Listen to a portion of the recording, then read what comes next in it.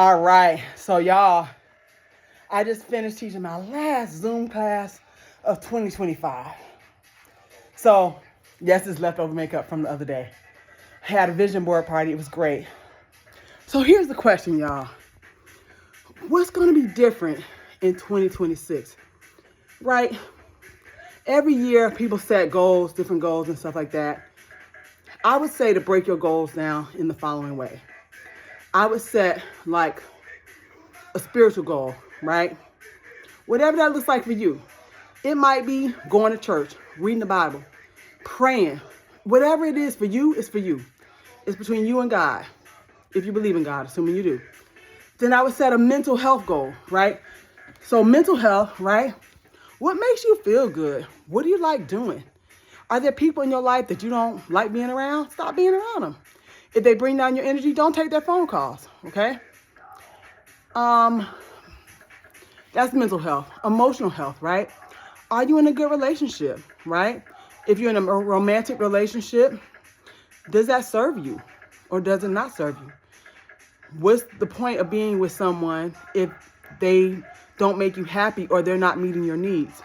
If they're not meeting your needs, instead of giving up, maybe you tell them how they can meet your needs in 2026 and stop being don't be silent and unhappy, right? There are a lot of married people or people in relationships that actually feel lonely, believe it or not. That sounds crazy. If you want a relationship, become that person that someone wants to be with, right? You can't just expect a laundry list of things from somebody else when you have things to work on yourself. So maybe work on yourself for emotional health and just be happy being alone if that's okay.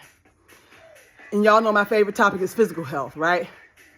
But finances sometimes, if you're not happy, if you're not where you want to be financially, financial stress can affect your physical health, your mental health, your emotional health. So, find happiness and peace right where you are financially, and then think about what are going to be some ways that you want to increase your financial wellness, right? Whether it's a second job or taking a skill that you have and monetizing that skill electronically, whatever. There's so many ways to write ebooks and sell your talents and skills online. Do you want to ask for a raise?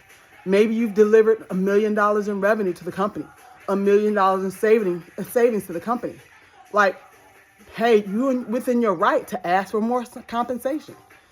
So if you want to earn more financial, maybe you pick up a trade or a certification to increase your financial wellness. In the physical, like I said, let's address that. If you wanted to lose weight in 2023, in 2024, in 2025, and you did not make progress toward losing weight, in fact, you gained weight over 2023, 2024, 2025, my question to you is what's going to be different in 2026? What are you going to change in 2026? So instead of moving further and further away from what you actually want, how do you move closer to what you actually want, right? And really, it's about making those small changes every day. You may want to take Ozempic. That's fine. But and I totally support that, right? People should do whatever it takes for them to achieve their weight loss and fitness goals, or if they want to have surgery on their body, fix something, go have fun and do that. I think you should do that to make yourself happy, because you're not trying to make other people happy. It's about what makes you happy. So I would say this, even if you decide to take Ozempic, you have to still manage your craving for foods that don't serve you. Because if you take Ozempic and when you get off and you have not changed your eating habits, you're still eating the same food you used to eat. Well, when the medicine wears off at let's say, the end of the week or whatever, you're going to still be craving those same things. And when you get off, if you haven't changed what you intake into your body, you're going to continue to eat the same things that made you put on weight without the shot, right? So it's really easy to lose weight, right? If your body burns 2,000 calories, eat 500 calories less, or burn 2,500 calories, right? So if your natural body state, homeostasis to work is 2,000 calories, working out burns an extra 300, 400 calories. And if you work out plus intake less food, you're going to be in a deficit or negative, right? So on a weekly basis, you need 3,500 calories, either intaking less food or burning more calories to achieve that 1 pound weight loss goal. 1 pound times 52 weeks is 52 pounds in 1 year.